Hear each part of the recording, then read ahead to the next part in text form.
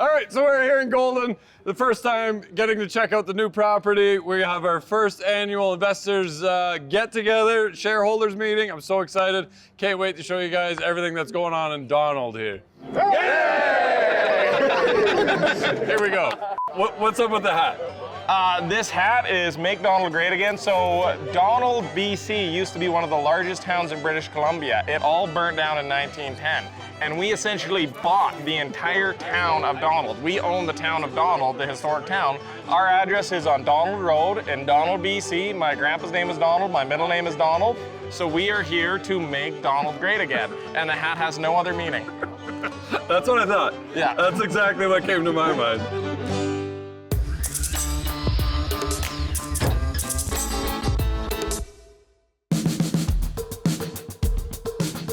All right, so in this episode, we're flying down to Calgary, and lo and behold, it was during the G7 summit.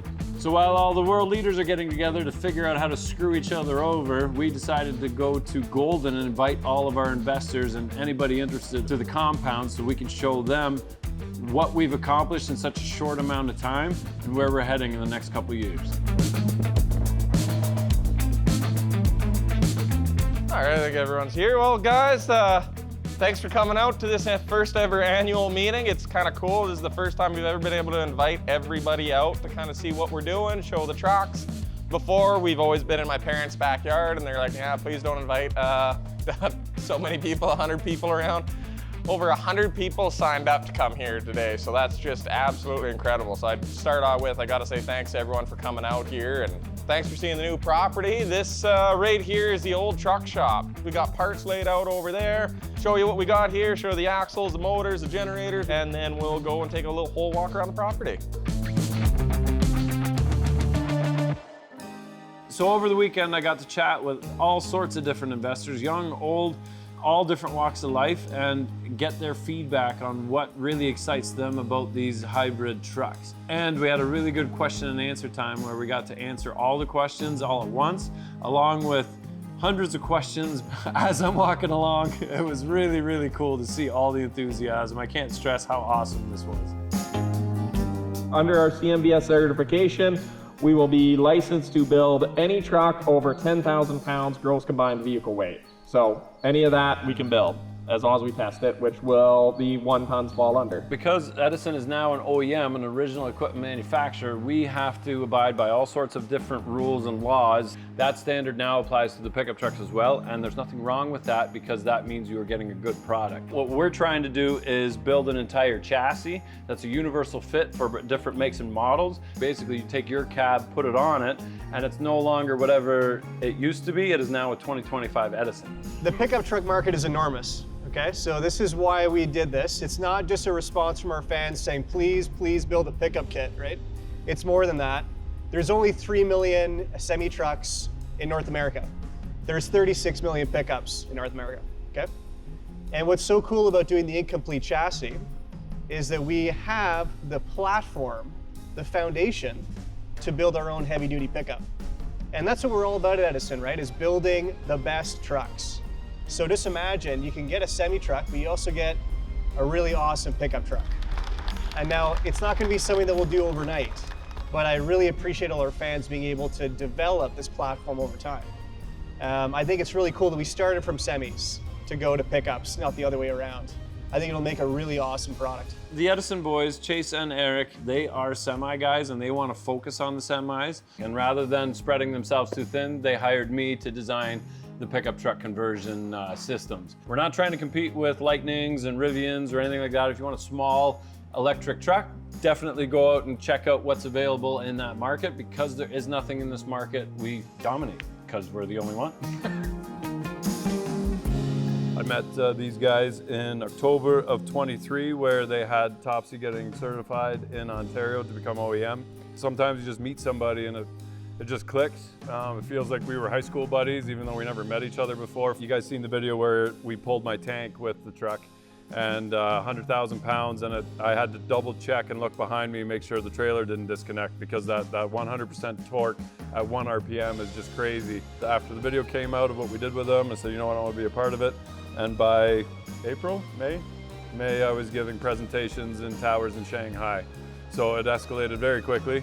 We opened that up, and within a matter of months, we had over 3,000 reservations for this pickup truck. So that showed that there is definitely a demand for this. And in the time since then, there's been many more companies reaching out and saying, you guys have a solution to a problem that we have. Some of those problems are noise. Some of those are fuel, some of those are regulations set by the government. It varies from state to state and province to province, but I know certain construction companies are not able to bid on government contracts unless a percentage of their fleet is electrified. And what that means is secretaries and salesmen are driving around Lightnings and Nissan Leafs because there is no practical electric heavy-duty truck. All right, so we're gonna start manufacturing the most popular truck because that gets us into black as quick as possible. On top of that, any RV manufacturer will be able to buy one of our chassis, so that's super cool. Some of our installers, actually we've got like 3 installers, that's what they do is they build mobile home chassis. So one of the parts of developing the whole chassis is that under our CMVSS, we can sell that chassis off to a manufacturer. They can put the RV body on it and they have a full hybrid RV kit. So that is something that is actually actively being developed. I cannot wait to rip a motorhome around this racetrack for 6 hours.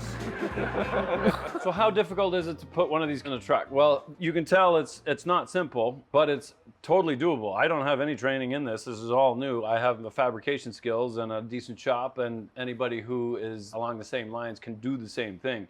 To work on them, we do need high voltage safety training, but disconnect the batteries and that's most of it. The big scary part about servicing these trucks will be the high voltage training. We've done a pretty big effort to ensure that most of the high service parts will be separated from that. It will be a bit of an industry shift. Is already shifting that way with the amount of EVs that exist out there. Like, I don't know if any of you have been to Vancouver. I think there's more Teslas than there are Honda Civics out there now. And if you think about electronics, as long as electronics are working properly, they're not moving parts. They're not something that breaks like a mechanical drive.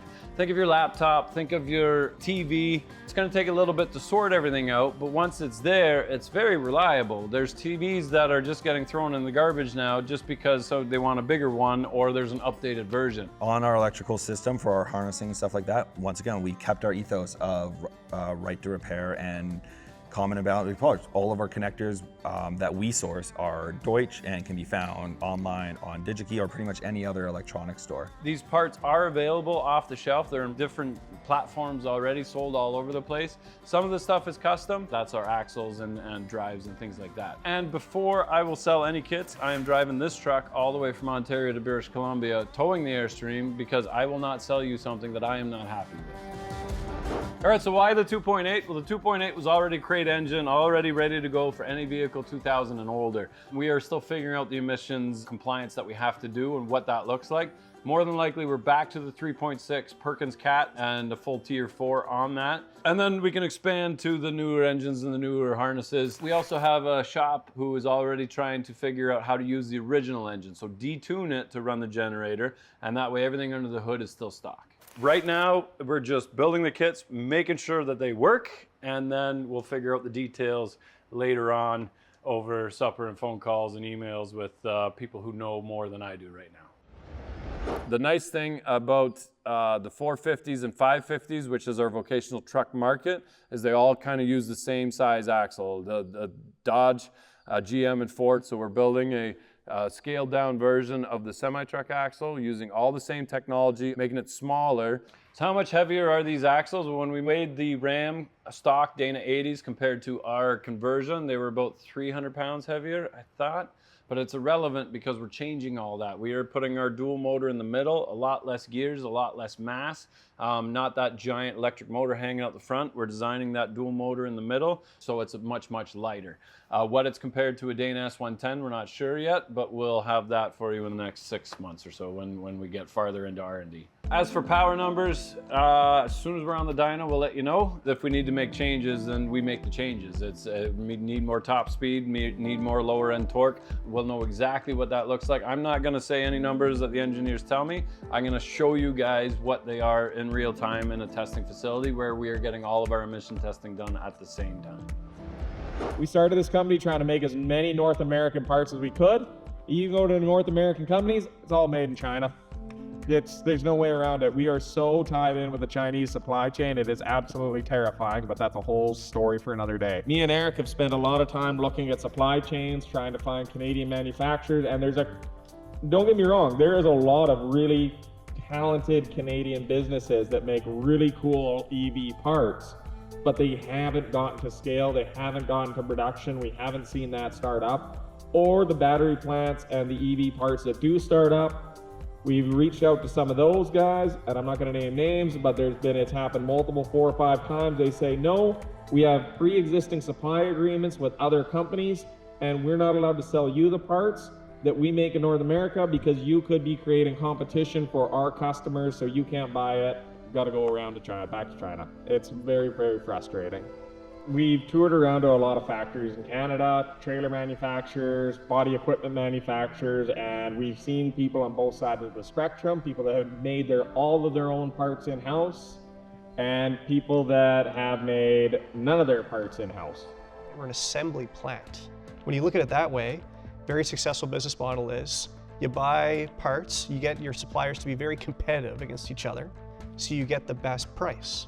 So therefore, maybe the model is just having a really good parts guy, like Ray, no pressure, to be able to negotiate and get the best possible price on either our own design parts that we get made elsewhere, or just straight up, go look at the best price. And even try to get a good process going where we could still get the local fabricators involved. We have a couple different suppliers. We got a lot of guys now out of Alberta that are building a lot of the steel parts. We got a lot of guys out of Penticton. We order a lot of the EV parts from China because that's the only place they're built, as long as, turns out most of all the off-the-shelf parts are in there. So we do have a few different stages of manufacturers. They build the parts for us.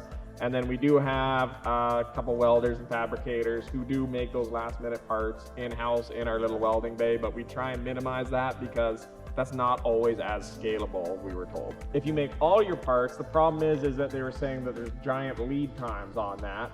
You got to train them how to make the parts, you got to bring them up to your quality control, and then by the time you've hired all these people, trained them, the market goes down, you got to lay them off, and then you got to start the hiring, and you're always acting 6 months behind where the order was.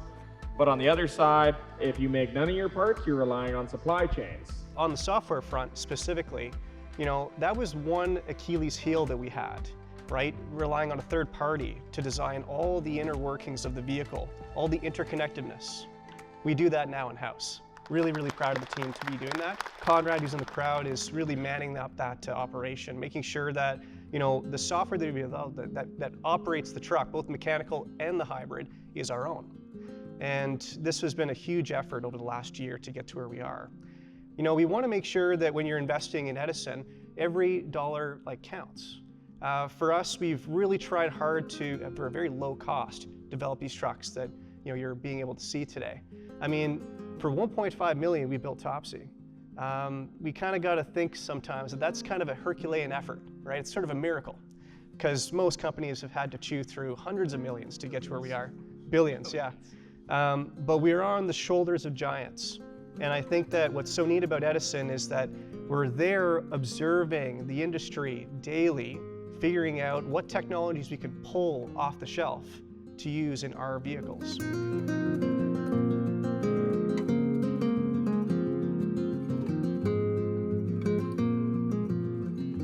So isn't this all just too complicated? Well, same as the first engine was more complicated than a horse. But we got to start somewhere, and as we're progressing, we're already making things simpler. So the motor control unit for the generator is now built into the generator. The motor control unit for the axles are now built into the axles. So as we're going, it's already becoming less complex, and the pieces are getting smaller and smaller.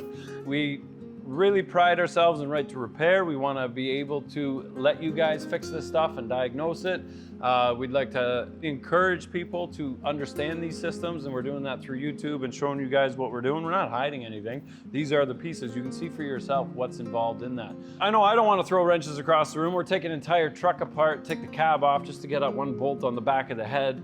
but pickups are a lot smaller than the semis are. So even though we have the engineers installing their own parts on the semis so that they understand what it takes to work on stuff and how frustrating it can be, we're doing the same on the pickup trucks as well. So even though we've got a lot less real estate to work with, we will get there, and I'm not gonna sell you something that I'm not proud of. So that's all I can say about that right now. We're at a great location here. Sure, it might feel like we're in the boonies, but Golden's a great town. I think that we'll have a lot of opportunities here and people will come and work here, especially if we do end up building a town, which is not too unrealistic now, seeing what we're actually doing out here already. This was just an awesome weekend to get to know everybody, to see exactly where the shops are at, where the trucks are at, and see the giant potential that this property offers. The racetrack was incredible. I can just imagine driving semis through the bush, testing them, and then after hours, maybe ripping the Audi or something there. That looks like a lot of fun. 3.5 kilometer track. The buildings are definitely old and outdated, but just like when I started out with my property, an old crappy building still keeps you warm and dry. And while they're building the new shop, they're already rolling the new trucks in and getting going on them. Now, the push is for the racetrack because we are not allowed to sell any of these trucks until they are tested. So they're getting their priorities right and getting that taken care of while they're building the trucks. Gives me huge motivation to keep going in Ontario and build as much and as fast and do the best job that I can on the pickup trucks, because these guys are full tilt, balls to the wall. Let's get this thing done. All right, so that was a pretty epic weekend. Oh, that's a really nice blue hat. Look at that, blue. I don't know whether you like red or blue, but we got these new Ram Recharger hats, and this is a little emblem that's going on the front of the grill on the 95 Ram. So that's coming up. You can head to debossgarage.com, check out that and all of our other merch, help support us and Edison, and we can keep this crazy train going. Here we go.